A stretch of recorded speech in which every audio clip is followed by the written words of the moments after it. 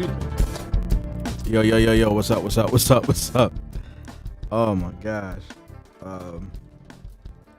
Talk about a way to start a episode here. Jesus Christ.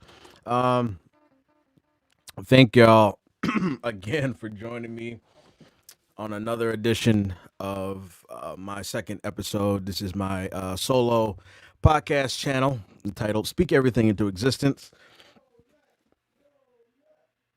where we talk about different topics of variety stuff, basically to speak out of things that we want to do in a sense of changing ourselves, bettering ourselves, and being our best selves. Obviously, there's been a lot of stuff going on in the last couple of weeks that really have been on my mind, which is kind of the reason why I wanted to do this, to give some people some encouragement, some people some thoughts, and kind of open up the conversation for a lot of people who are willing and able and want to engage in the conversation about a lot of different topics. Obviously, with everything going on, I feel like it's my obligation as a as an African American male. Excuse me. Um, as an African American male, to talk about Black Lives Matter. Pardon me for like constantly coughing. A little bit paranoid. I had some thought I had some nice diced peaches that were good, and I took like one quick sip and smelled, and it was like, this doesn't taste right. It tastes funny, so yeah, reaping the benefits out for that. Anyway, let's continue. And first and foremost, shout outs to everybody that are on my personal Facebook page, my Twitch page, as well as my YouTube page. You can find all that stuff at one of my favorite websites of all time, none other than manylink.co/at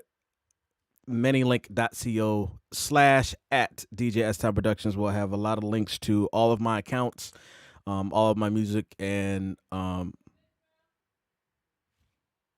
of my music media. And sorry for, I got folks downstairs yelling all day long. All my music media and such. I also have a link over there right now currently in regards of Black Lives Matter. There is a I think it's Linktree page that shares off all the accounts, so you can also go over there to further educate yourself on various topics and donate and support the Black Lives Matter movement. Where do I begin again? This is like the second week, third week. It's been a long week, man. It's been a long month. We got into the end of January, or excuse me, the end of 2020. We got into the end of May, having to have this conversation in the first place. Getting to June, we were like 2 weeks into June, and now we're still having this conversation. So, got to keep pushing forward, pushing on. So, yeah. So today's topic refers to mind sanitizer, right? So I want you to work with me as I'm trying to explain this. Mind sanitizer. Basically, what I meant by that when I said mind sanitizer is, by the way, leave stuff in the comments or questions and comments that you guys want to talk about in the process. Feel free to engage in conversation. Mind sanitizer. Mostly, what I want to talk about today is like, how are we going to start retraining our minds into the new normal, right? This is the new normal. We're into a era that we've never been into before, right? So, we are required to wear a mask out in public to keep this for the safety and health and safety of our fellow humans. And within the process, we're still dealing with we're putting to light the ugliness of not only the blatant um, racial injustice and racism and prejudice, but we're also discussing more about the blanketed discussions, the systematic, the things that are, the things that we do in our everyday lives that we don't think about, that could be part of that racist culture that both majorities and minorities have adapted to and barely have said much in regards of it because we just think that this is the new norm and there's nothing else we can really do to change about it. But obviously, we know that a shift has came and a shift is going to come. So, how do I go through this in my retrospect? So, I want to go back and talk a little bit about um, where I was before all of this mostly happened, um, which was working on my mental state, bettering myself mentally, as well as trying to be more physically active, emotionally engaged, trying to be more open. Hence my term, speak everything into existence. That's the importance of it all. But I want to reiterate, um, basically, part of what I try to aim for is being, just being able to better yourselves and being able to educate and learn. I think everybody's engaged in it, whether we like it or not. And I think that's part of it. I was going to be like I want to say an advocate, but or activist, but I really wanted to really focus a lot on um, being a black man in America, as with the mental, trying to work on my mental health, um, being more spiritually sound, emotionally sound, physically sound, mentally sound, within myself to kind of better myself. And I think we got farther where we start talking about the root of the issues, where it got a lot deeper than I think a lot of people has had suspected. I think this is the reason why we are where we are right now. Is the fact that we have reached to this point where we've been, going back and forth, constantly thinking and thinking and thinking and thinking and thinking about what we want to do to better ourselves as a human race, and to just to be, fully us and not trying to turn away from that, um, and not feel like we have to blanket it for people's convenience and people's understanding. We don't have that anymore. A lot of people have been blunt from both sides. We have not been apologetic for speaking upon our rights as black people. And I think I look back at uh, the last episode that talked about the open forum for Black Lives Matter, or how the black culture and how we've kind of sustain, or how we've kind of gone through everyday life. Um, I think it's kind of mostly where the root of where our thoughts and our feelings have gone is where um, we have been so systematically brainwashed over we're only good enough for a certain amount of things, and obviously we always gonna have to get over that hump, and thinking that we're gonna find change. It's like now we're not only just looking for art, we want civil rights. It's like we want equality, from not just getting us killed, but going above beyond, not looking at us as lesser people, not looking at us as lesser people in jobs, lesser people in entertainment, lesser people in just our everyday lives, and look at us as equals, because we are equals. We deserve to be equals, because my melanin should not make me any different, or my culture should make me any different. Because let me tell you something. Um, Black culture has been taken from a lot of us. For serious, black culture is. a lot of corporate America takes a lot of that because they know it's entertaining, but they want to put their branding on it to claim it as theirs, which is not right whatsoever. So let me get this straight. You're gonna tell me that I make all these dances, I make all these videos, I make all these songs um, that you guys listen to on your everyday life.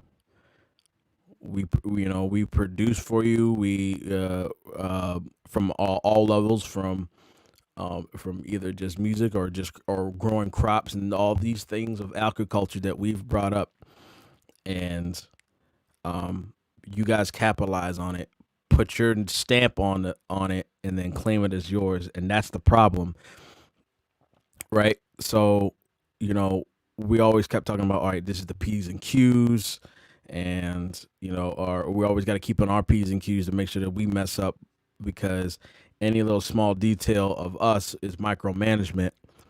And I think that's what I was talking about before, of how black culture has just been so brought up of being micromanaged by each other and by the system, because obviously the one small slip up, and that could result into a variety of things, including death. So we've always been trying to keep our way to be um, of basically just keep dotting our I's and crossing our T's in our lives, and which is, in my opinion, is just wrong. I don't think we should have to live in a world where we have to think that way all the time. Um, so I went this morning and watched Dave Chappelle's comedy special he put up on June. He did the recording on June 6th, but it was a show that he did. I forgot where it was, but he entitled the video special 8 minutes 46 seconds, and this was kind of like the rawest form of Dave Chappelle I've ever seen. He's been truthful, he's been mad funny and things like he could not step away from the fact of the hurt and the pain and the anger and the anguish, and just like the rage that he was feeling over this situation with George Floyd, over this situation with Breonna Taylor, over this situation with Eric Garner, Trayvon Martin, so on and so forth, right? I saw this man sat there and speak truth the entire video. And I wonder if people, and I kept thinking, because it was, there was an area where like everybody was like socially distanced from each other, and people had their mask on and trying to enjoy the show. And I sat there and I thought, I'm like, I'm curious of how uncomfortable people are right now watching this special. I'm curious. I'm curious, because that special alone was, um, to me, in my opinion, like was like raw. It was raw, and it's just like I felt the emotions. He talked about how uh, when excuse me, when Kobe died, he was at the Grammys. He was When Kobe died. He was the day of the Grammys. He didn't show up to the Grammys because the two numbers that he used to wear as a Laker, 8 and 24, was the day of his birthday. That sat with him. The George Floyd thing sat with him. 8 minutes and 46 seconds. Um, 8:46 a.m. was the day he was born. I thought about that. It's like, dude, those are triggers for him, man. And he just keeps, and he says he has to keep replaying that over and over and over and over again. And I think it's just like, it's a lot of, there's a big shift in the world right now, that I think people are not. I think people are realizing, and the people who aren't realizing it are just idiots that they can't, that really cannot see or feel or whatever. Like, I don't know how you cannot witness what we are experiencing right now with everything going on in this world. Like, you cannot turn away from this, and this is the problem. So, it's just, It's heartbreaking. It's heartbreaking to have them do this, but I'll say this: I'm glad to be in the middle of this and being able to engage in these conversations and to and hope that I can bring some sort of voice of change even in a small area where I am and just kind of just discuss that okay, this is why I speak of this importance because we're talking about people's livelihoods. So um mind sanitizer. The irony of that, obviously, we've been talking about COVID-19 and try to keep your hands clean and social distance yourself and um, only go out when you need to and be safe. And I know a lot of places around the country are slowly starting to reopen a little bit more and more and more. Um, so you want to make sure to be careful during this time because obviously, um, this is nothing to play with. And you guys got to be cautious in everything that you do at this point. So really, really, really be cautious when we get to the next stage of the process here, um, because we are in a whole new world where we're talking about oh man, just so many things, so many things, and I just think that um, it's a shift and people got to get into this new normal and people need to be cautious and people need to be mindful and people need to be loving. And I think that's the thing that's being passed out. I think it's just so much hate. And especially when we got, and I'll speak on it because this is my political beliefs, this is my show. I can speak wherever I want to. Especially when we got administration in office that does not give two rat tails about us at all. Um, he recently, the Trump administration recently just made reversed on transgender protection rights. I think for medical uses, I believe. Please correct me if I'm wrong. I know it's something in regards to that, um, but it basically just um, it puts people in LGBTQ plus community at risk, and which is just wrong. It's absolutely wrong, and I think it's just like humanity is just living in this different life, and I know a lot of people are probably uncomfortable with the whole statement, but um, frankly, I don't care. you know, we all live on this. We all live on this earth. We all are God's children, one way or another, and we all deserve to um, be lived. I have no hate for. I don't have no hate for any creed or color. I have hate for people who hate back. I have hate for people who think that um, it is okay to discriminate. I have hate for people who think, and I really want to understand why you guys feel like this is okay to just feel like okay, I'm gonna be, I'm the best and you're the worst, and I'm gonna treat you worse than I would ever try to treat myself or my family because it's not about you. And I think a lot of it, and it's just like for me, it's just wrong. It's just straight up wrong, and I don't stand for it. I don't go for it, and it's just completely just off the rails and just irresponsible and disrespectful and just the whole nine. So I don't condone it. But at any rate, I want to say that it's time for a change. It's a time for a shift, and we need to sanitize our minds a little bit. How we do that is kind of how we retrain what we've known as normal, right?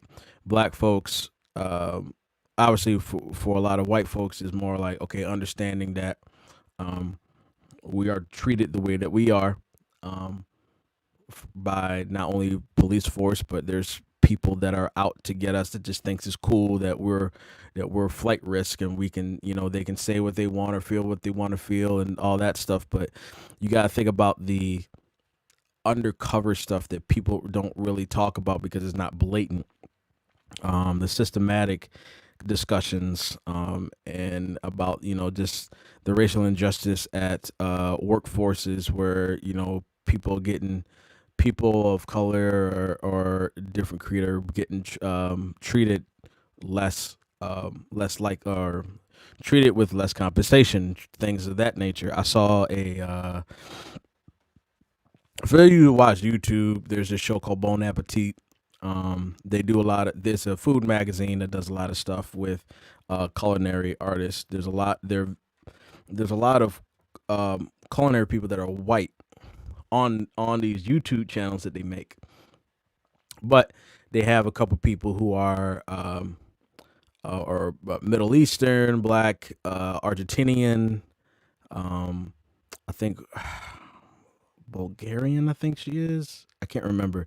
I know we have somebody. There's some Asian American people that work at that place, but for what I've heard was, for those of you that don't know, there's a girl named Claire Saffitz. She does stuff called Gourmet Makes, where she makes like gourmet versions of certain foods, like gourmet versions of Starburst or Skittles or I think she did one of Doritos. She did another one of Choco Tacos. She did another one of like Oreos and things like that, right? So, there's a lot of these videos that come up. They do like different ones. There's like ones of like Insta where this guy does like a lot of stuff like based on fermented food. But I digress. But a lot of these videos, they actually have some of the minority culinary people that work there, but they're only getting a smaller flat rate.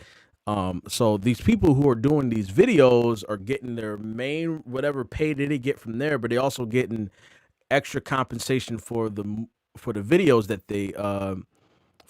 that they're producing for Bon Appetit, and I think the other place is Condé Nast. But there's this whole controversy in regards of recently the chief in what is it? Editor in chief, excuse me.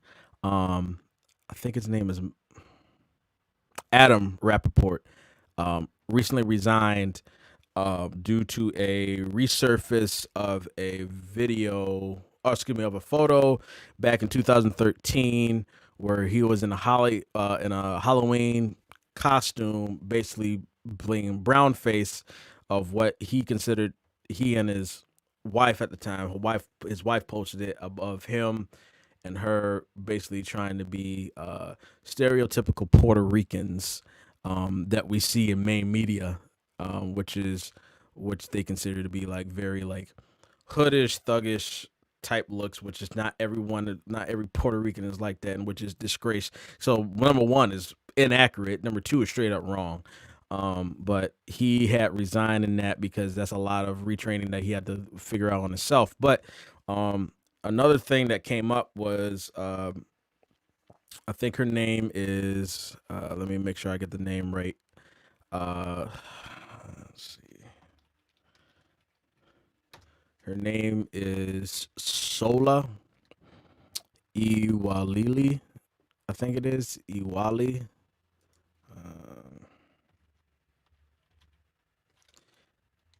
Yep.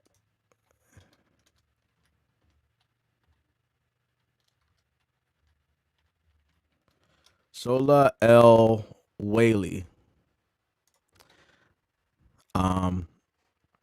She talks about then there's like literally there's a video montage where they just literally just talk about the whole time of how she has there's like videos of her saying, all right, this is what I did, and there's like or like basically every person in these main video shows ask her for help. So it's crazy. I really dug deep into this last night. I was having a conversation with my homie about this.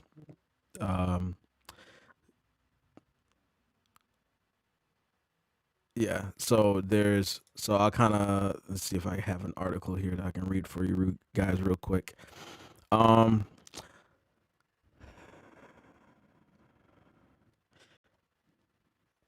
So, all right. So I'll read you a little bit of these paragraphs, and we can kind of really dive deep into this, so everybody can understand. Okay. After a photo of Bon Appetit's editor in chief Adam Rappaport in brown face resurfaced on Twitter Monday. He stepped down from his post. The photo of Rappaport sparked other conversations about how Bon Appetit treats people of color.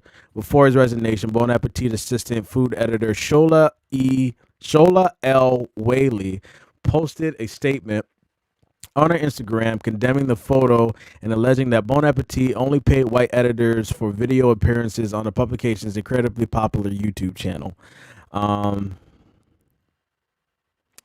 So here's a quick statement that she made in regards of it. It talks a little bit about what basically what she was saying. She said, I am angry and disgusted of the photo of Rappaport and Brownface. I have asked for this resignation.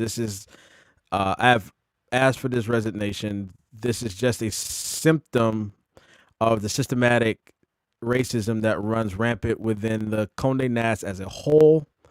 I've been at Bon Appetit for 10 months. I am 35 years old. I have over 15 years of professional experience. I was hired as an assistant editor at $50,000 per year to assist mostly with white editors with significantly less experience than me. I've been pushed in front of a video as a display of diversity. In reality, currently only white editors are paid for the video appearances. None of the people of color have been compensated. I demand not only the resignation of Rappaport, but also to see Black and indigenous people of color given fair titles, fair salaries, and compensations for video appearances. So this is her statement that she made. In regards to that, I know I think another person that talked about it, Christina, I think her name is, she was part of it. So that was another thing. According to Variety, Condé Nast representative says it was untrue about Bon Appetit's white editors being paid for video appearances of white people of color or not. Spokesman told Insider that the company is dedicated to creating a diverse, inclusive, and equitable workplace. Let's see. They made an apology, but obviously Shola went on BuzzFeed. She had previously asked to be compensated for videos, but was not until she posted on social media Monday that she was offered a contract.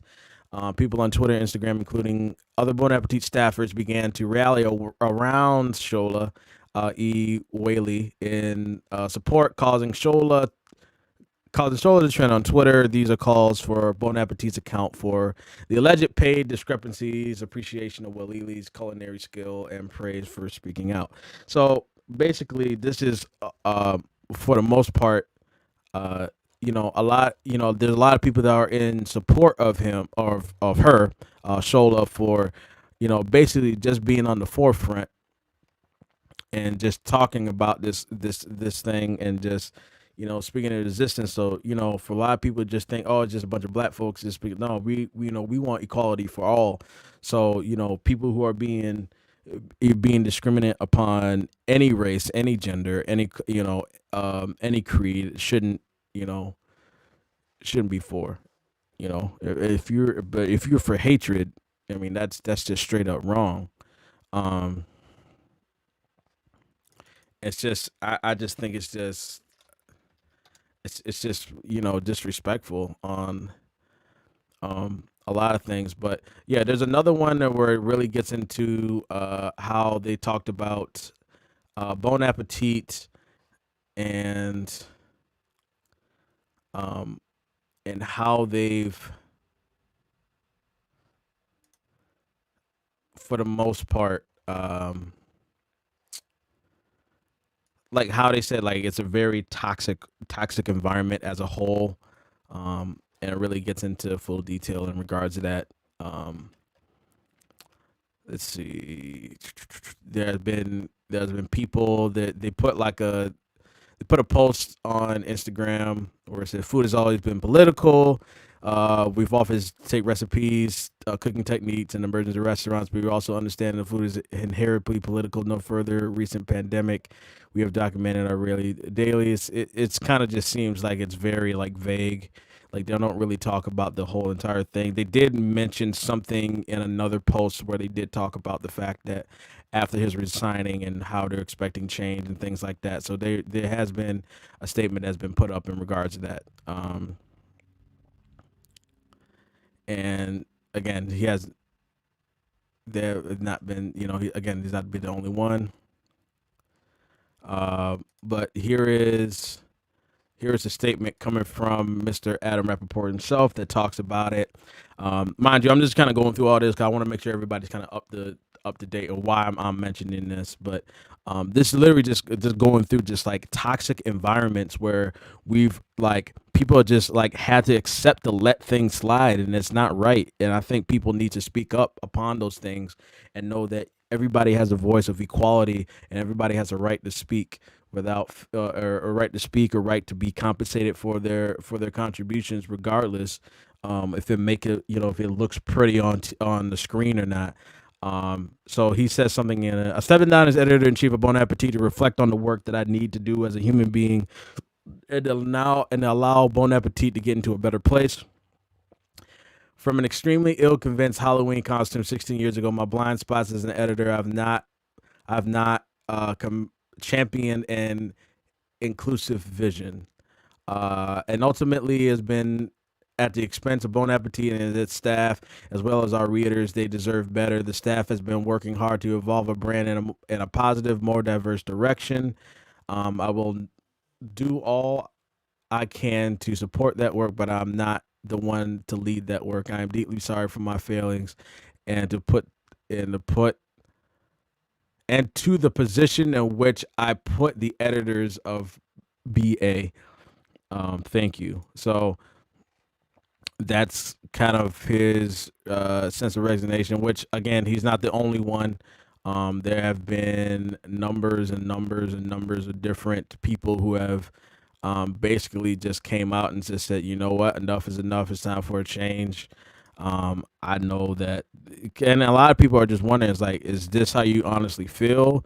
Or do you feel like you're getting scared away from everybody's peer pressure? So are you actually going to change afterwards? So a lot of people are thinking, for me, it's like, is this an scapegoat for you guys to just think that it's cool to just, I'll just fade out and won't deal with it. But yes, there's been a number of different people here.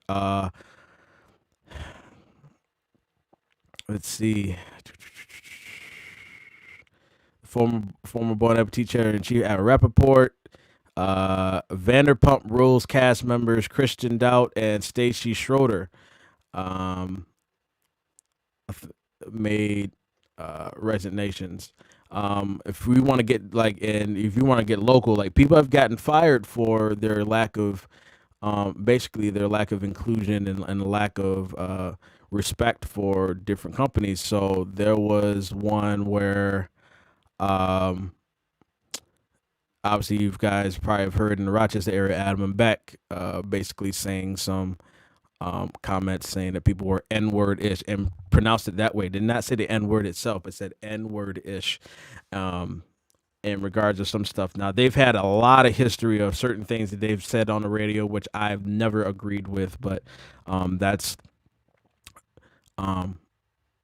which it's kind of like, it's, this was like well overdue, in my opinion. After that, they issued an apology for what they said, which a lot of stuff just kind of seems like a lot of eye rolling, in my opinion, because I don't think a lot of it's really genuine,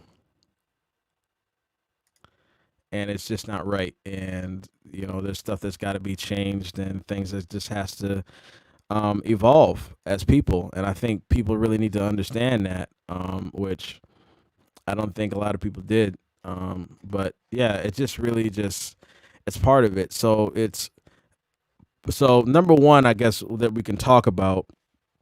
I'm sorry if I'm kind of going all over the place here. I just think it's important that we kind of discuss this. But how do we retrain our minds, right? How do we mind sanitize ourselves? Well, number one, let's stop feeding into the systematic traits that companies think is cool to do, where certain people are only good enough for certain things based on their color and creed, to challenge themselves, to push themselves, to not,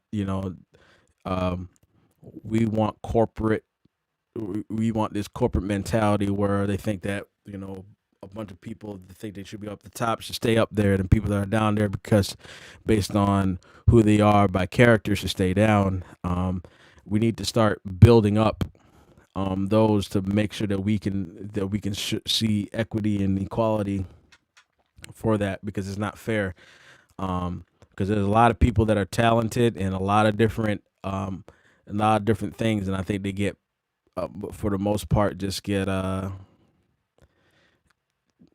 just kind of gets pushed to the side because of just who they are, and not looking at the work that they do. So so start calling some people out for their actions. Start looking at patterns. Start looking at things that don't seem right. Don't start looking at things where it just seems like, okay, they really mostly about their money. They're really mostly about their lifestyle and things like that. Like, these are the things you need to call upon. This is not, these are certain things that are not acceptable, and people need to be mindful of that, because these are the things that changes. Um, Take a breath here. Guys, leave comments if you guys have any questions, things you want to kind of chime in on. I want to be able to have people engaged on there, on here. So feel free to speak upon things you guys feel like it's, feel a certain way or want to talk about stuff. I'm all in. Excuse me. Um, yes. So, toxic environments where somebody's not being compensated for it. Now, it's not like you gotta be everybody's business. Like, are you getting paid for this? Are you getting paid for that? I feel like people in the upper tier need to do that to make sure that they're being compensated for it. Um, I think for people who are basically at the equality level or whatever, it doesn't seem like, okay, there's a balance. Like, those are the things you need to start talking about. You guys notice something that just seems weird, talk about it, show up, be there. This is the mind thing that we have to start changing, that people are only so good, and it's like we have to really retrain our minds. Black people need to retrain our minds how we live, right? Because we just think like, well, they only really see me, they only see me as a source of entertainment. Like, know that you are a human first, and whatever job or description that you have later, you are a human first. Remember that you are always a human first. Um, I work as a I work as an audio visual tech at a high school. I am still a human being, and I think a lot of people think they get it twisted sometimes, because I used to go to this high school, so I used to do a lot of stuff with the entertainment stuff with AV Tech and um, musicals and choir and band and all these different music aspect stuff that I think they see what was there before and not seeing the work and the character that is me as a person. And I think, don't let people take advantage of you. My dad tells me that all the time. Don't let people take advantage of you. Don't fall for the okey doke, as my dad would say. Um, Dad tells me that all the time. Um, but we gotta stop falling for the okey doke and just think that people is like, you have a voice, you can speak upon it. You're about as human as whatever they are. Um, I It's just not right. It's just, and the thing is just like, our minds have just been so trained of fear. I think a lot of black folks kind of have fear of failure sometimes. I'm not saying everybody does. A lot of people are different. They've kind of combated that, but we've been trained to just like fear of failure, fear of death, fear of everything. I think that's probably why like religion is so strong, so much stronger for us, and we strive to better, to really like deepen ourselves in our faith, because I think that's the only thing that really keeps us going. I think that's the reason why a lot of us are trying to work better on our mental health now, because we know that those are the things that we're going through, generations of trauma that subconsciously just we're sustained to. I think that's why we um, idolize so much of, like, we look at all these, like, think about all these like romantic comedies that come out all the time, right? A, like a lot of like rom-coms of like I saw one the other day. What happens in Vegas, right? Um, these two, got hooked up at Vegas, and then, um, you know, they had to split. They had to split earnings of $3 million at a casino, and they had to stay with each other for 6 months because they got in eloped while they were drunk, and it's a whole process. But they had to live with each other for I think 3 months, 90 days, or something like that. I forgot what it was, but they had to go through that process. But then there was, there's this whole thing about, I hate you, this, that, and the third, and then like, but those are like those instances of like, oh, there's hope because, I see something in this person more than the other. Like, but you see a lot of white actors and actresses that go through that, right? And it's just like those are the things that just gets like um that people capitalize on because people just watch it, and I think a lot of black folks idolize that because it's like we want that same type of thing. We want a happily ever after ending, a fairy tale ending, things of hope, things that like because we don't have that. A lot of thank God for me. I had I have two loving two loving parents, still together for almost over 25 years now that they've been together. So they've been through that. I personally, obviously, I'm still striving for it. I think there's this sense of like I love I love a little bit different than my family does a little bit. I think that's mostly because I'm more of an emotional person. I'm kind of more open minded. I think they're kind of structured in a certain thing that works for them. And I think that's part of the systematic thing, where just everything is just structured of like, okay, if we just do this and this and this and this and this, then we will live the American dream, right? That's part of the American dream. Rom coms, part of the American dream. Um, just buying a house and land, property, part of the American dream. If you own stuff and you claim stuff, then you should be living without a care in the world. Like for me, it's like, listen, I got this keyboard, I got drums, I got all this equipment. Like none of it will make me happy without number one, my freedom, a sense of creativity, and my freedom as a person, where I would feel more free to speak upon what I want to speak to, engage with the people that I want to engage with, and not feel fearful of that. To just be loving and caring and be there for other people, and that's what I strive to kind of aim for. And I want people to understand that like this is something that I really, really, really just want people to just like really just put in their heads, because this is serious. This is a serious topic in my opinion, because like these are the things that we're talking about, right? Speaking everything into existence. And we're trying to evolve as people. I think a lot of people just think we're just trying to change things, because no, like we need to evolve.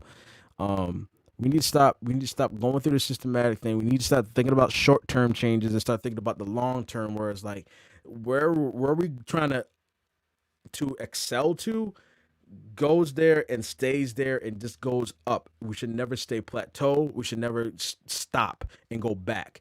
We should always try to aim for better at all costs. And I think people don't understand that, because they think it's just about life. Like we just don't want to be killed. It's like, no, we definitely don't want to be killed. That's the one main important thing about this. But the other thing that people don't understand is we want to be, you know, we deserve the seat at the table. As a matter of fact, we should have been we're the ones building the table for you. We should have been at the table before anybody else. But people have taken that away from us, and I think that's the problem that people are not understanding in regards to that, is that the table was already set for us, and they took it from us, and we've gotten stuck where they've played the mind game with us and just said, you're not really there yet, you still got work to do. And it's just like we've always been there, but they pushed us to the side like a bunch of bullies. And I think that's the thing that people need to really understand, that we've dealt this for forever, and we're not gonna do it anymore, because it's time for change. um I'm gonna try to keep talking just for a little bit. I'm open for questions. I'm open for comments. I'm all for people that want to engage in conversation. If you guys want to, um, feel free to leave comments and post if you guys want. I really would like to just help everybody. I'm gonna try maybe do this on a weekly basis. Um, Maybe Friday nights at 8 might work best for a lot of people, so I might keep this. I might keep this slot open. Um, Granted, if I don't have anything going on, if I do, then obviously I'll make a schedule for it. A lot of this stuff has really come last minute, but I think this is the best time for me to kind of go through these things. Anyway, um, we want to be able to better ourselves as human race. Um, and that goes through a lot of things. And by the way, I wanna reiterate this too. Here's the thing about a lot of people I've seen has gotten a little bit twisted. The whole concept of defunding police.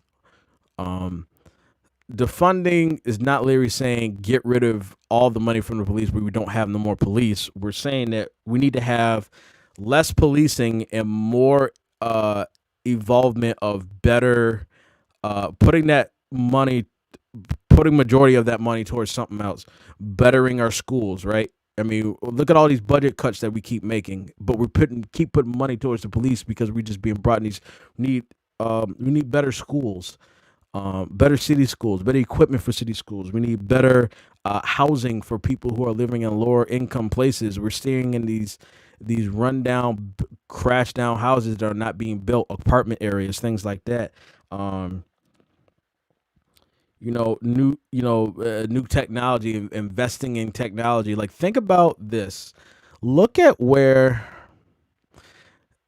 we call ourselves the greatest country in the world, but think about all the other places that like are more like technically and like advanced they are. Look at Japan, for example, right? They got these new age technology, the subways that they invest their money, that their money are invested in that, and not so much on police reform. Now, granted, obviously their source of politics are different than ours, right? Because they don't really do democracy. I believe. Please forgive me if I'm wrong. Please correct me if I'm wrong. But they got these new advanced subways, things that we should be doing in the future, right? That we keep talking about. All these different vending machines, all these different stuff. Like they basically their everyday lives look like uh how we look at airports, right? All that money we put towards all these new airports like LAX, how LAX airports look, and how um, JFK's airport looks and things like that. Like, they're living that in an everyday lifestyle, but yet we're still falling behind in the way that we run business. So why are we so far behind in our advancements? That's what we mean by trying to defund. Because number one, we want to protect ourselves. So actually, here's another thing that we talked about, that I thought um,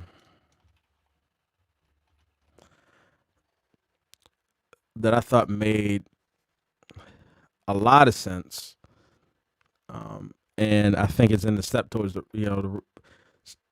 the right direction here, where they talked about today. Um, New York's Governor Andrew Cuomo um, did a executive order today